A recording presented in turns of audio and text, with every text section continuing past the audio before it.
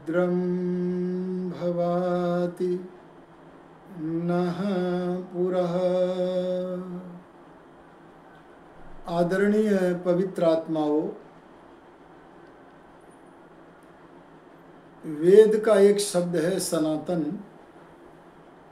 सनातन उसे कहते हैं जो सदा विद्यमान रहता है, जो सत्य होता है।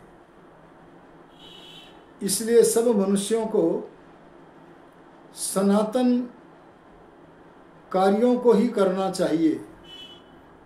सत्य को ग्रहण करना और असत्य का परित्याग करना चाहिए।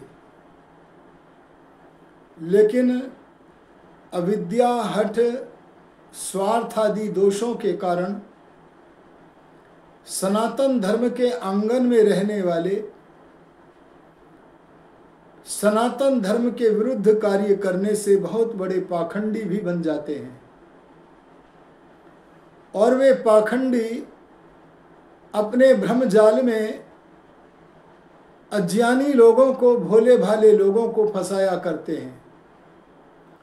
उनके फंसाने का प्रयोजन धन हरण करना होता है।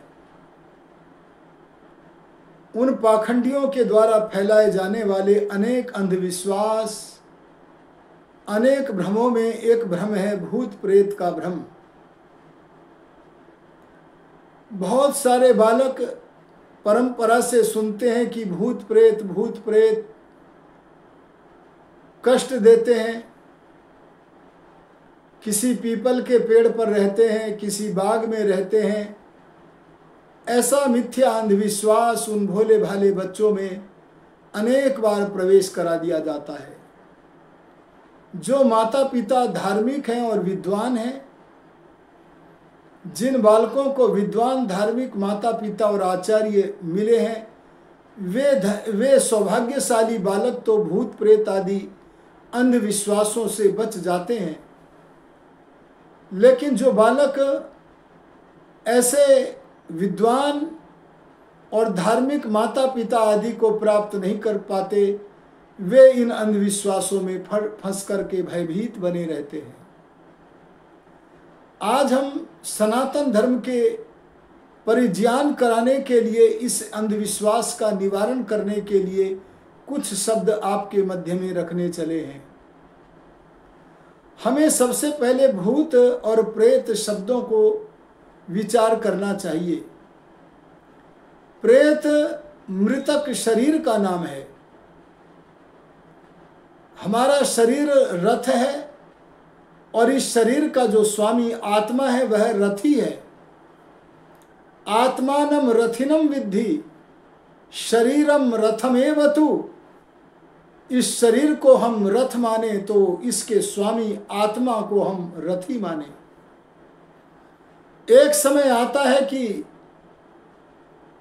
अपने निश्चित समय पर परमात्मा की व्यवस्था से यह जीव आत्मा इस शरीर रूपी रथ को छोड़ करके अगले जन्म की तरफ चल पड़ता है। जब रथ को रथी ने छोड़ दिया तो उस मृतक शरीर को, डेड बॉडी को कहा जाता है प्रेत। वह प्रेत तो निर्जीव होता है, क्योंकि वह सजीव तब लगता था जब उसके भीतर रथ का स्वामी जीव रहता था। वह मृतक शरीर न किसी को लाभ पहुंचाता है न हानि करता है। उससे भयभीत होने की आवश्यकता नहीं है। और उस प्रेत को अर्थात मृतक शरीर को जब वेद के विधान के अनुसार, जैसा कि वेद में लिखा है भस्मांतम शरीरम, शरीर का जो अंतिम कर्म है वह अंत्येष्टि कर्म है। उस अंत्येष्टि कर्म करने के बाद हम परस्पर चर्चा में कहते हैं कि अमुक नाम का मनुष्य था पर अब न रहा। अर्थात जो उत्पन्न होता है, शरीर धारण करता है और व्यवस्थानुसार शरीर धारण करके भूत कालस्थ बन जाता है, उस जीव का नाम भूत है। हमारे जितने भी पितर, विद्वान, साधु, जो भी लोग शरीर छोड़कर अगले जन्म को धारण कर गए हैं, वे भूत काल का विषय बन गए हैं, व्यतीत काल का विषय बन गए हैं। इसलिए उनका नाम अंत्येष्टि के बाद हम कहते हैं भूत, भूतस्थ हो गए हैं, उन्हें भूत कहते हैं। और जब कोई प्राणी मरता है तब उसका जीव पाप पुण्य के वश में होकर परमेश्वर की व्यवस्था से सुख दुख के फल भोगने के लिए जन्मांतर धारण करता है। यह ईश्वर की अटल व्यवस्था है। क्या परमेश्वर की इस अविनाशी व्यवस्था को कोई अन्यथा कर सकता है? कोई नहीं कर सकता। परमात्मा के नियम को कोई परिवर्तन नहीं कर सकता। और जब इस देह को छोड़कर अन्य जन्मांतर को धारण करने की अविनाशी व्यवस्था को कोई परिवर्तन नहीं कर सकता, तो भूत प्रेत नामक मिथ्या कल्पना से डरने की क्या आवश्यकता है। और वास्तविक जो प्रेत है वह तो भस्म कर दिया गया, अब वह भूतस्थ व्यक्ति बन गया। इसलिए भूत प्रेत नाम के भ्रम जाल से बचना और बचाना चाहिए।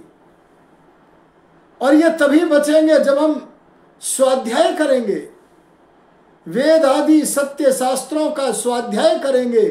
स्वाध्याय माने अध्ययन करेंगे धर्म शास्त्रों का। पाखंडियों ने भी ग्रंथ बनाए हैं, उनको कभी नहीं पढ़ना है।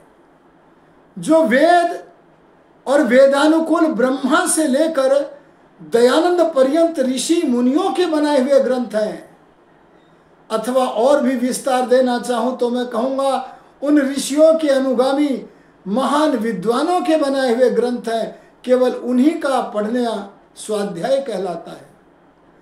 तो जो मनुष्य स्वाध्याय नहीं करते, इसलिए विचार रहित होने से वे बहुत सारी उन बातों को, उन रोगों को भूत प्रेत मानने लगते हैं जो वास्तव में रोग है। जैसे किसी को सन्निपात ज्वर हो गया, तो सन्निपात ज्वर आदि शारीरिक रोग अनेक प्रकार के हैं, उनमें रोगी बड़बड़ाने लगता है। अथवा किसी को उन्माद आदि कोई रोग हो गया, मानस रोग, उनमें भी बड़बड़ाने लगता है।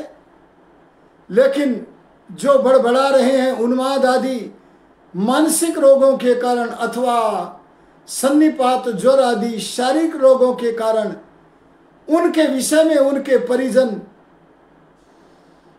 वैद्यक ग्रंथों को न पढ़ने के कारण अथवा पदार्थ विद्या का ज्ञान न होने के कारण भ्रांति में फंसते हैं। आवश्यकता तो इस बात की थी कि उनका किसी अच्छे उत्तम चिकित्सक के पास, वैद्य के पास ले जाकर उनको औषध सेवन कराएं, पथ्य सेवन कराएं, तो उनके रोगों की निवृत्ति होवे। लेकिन इसके स्थान पर जो पाखंडी दुष्ट लोग हैं, जिनका प्रयोजन ही लोगों को भ्रांति के जाल में डालकर धन अपहरण करना है ढोंग के द्वारा, ऐसे लोगों के पास जाकर मिथ्या मंत्र, डोरे, धागे, यंत्र आदि बंधवाते फिरते हैं। और इससे जहां धन की अपनी हानि करते हैं, वहां अपने बालकों के रोगों को बढ़ाते, दुखी करते हैं और स्वयं दुखी होते हैं। इसलिए हमें प्रमादी न बनकर वैद्य ग्रंथों का स्वाध्याय करते हुए, अरे विचारवान होते हुए, मननात मनुष्य है, जो मनुष्य मनन करता है वही मनुष्य कहलाता है, और तभी हम सनातनी बनने में समर्थ होते हैं। इसलिए अपने समय पर, अपने समय को हम भूत प्रेत आदि के भ्रम जाल से बचाकर उनका औषध सेवन कराएं और उनको सुपथ्य, उत्तम पथ्य प्रदान करें। बस ये सबको बताएं कि मृतक शरीर का नाम प्रेत है और अंत्येष्टि कर्म के बाद उनका नाम, उस संबंधी का नाम भूत, कालस्थ होने से भूत है। उनसे भयभीत होने की आवश्यकता नहीं है। अरे उनके चित्रों को अपने घर में लगाकर उनके चित्रों को जब देखें तो उनके चरित्र से शिक्षा ग्रहण करें। यह हमारा कर्तव्य बनता है। आओ हम आशा करते हैं कि भूत प्रेत आदि मिथ्या जालों से बचेंगे, भूत प्रेत आदि का लोगों में निषेध करेंगे और सत्य मतस्थ होकर, वेदस्थ होकर, सनातनी बनकर अपने जीवन को सफल करेंगे।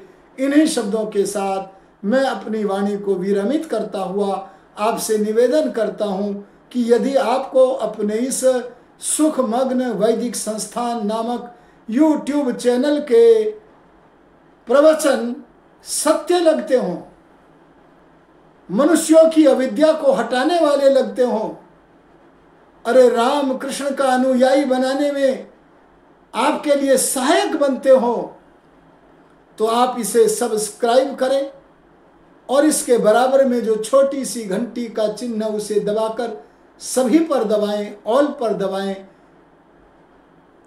इस प्रार्थना के साथ अपनी वाणी को विरमित करता हूं। ओम शम।